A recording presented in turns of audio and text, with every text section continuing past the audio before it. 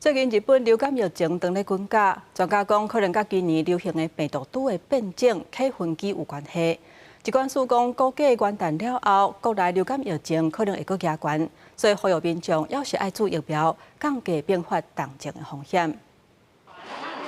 注一头就说有风流感，也会使减少为着流感并发重症死亡风险。虽然国内流感疫情在已经脱离流行期，不过有基层诊所医师发现，最近真侪做过流感疫苗的民众到日本旅游也是得到流感，因为当地流感疫情真严重，病例数大大增加。专家分析，这真可能甲今年流行病毒株 A 型 H3N2 的变异株 K 分机有关系，多数民众也是无免疫力。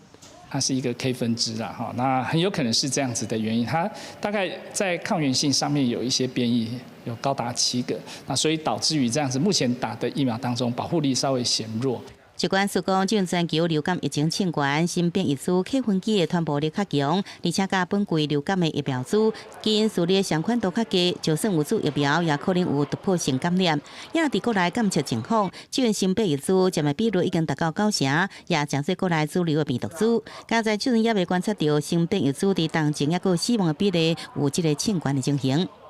我们目前65岁以上的民众，目前接种率大概是48%左右。那我们的目标希望它能够达到55%。我们总是希望第一阶段那些高风险的人，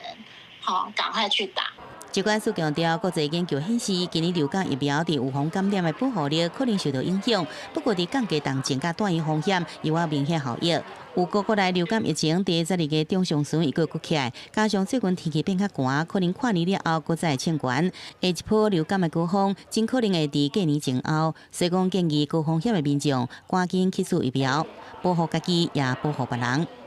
记者综合报道。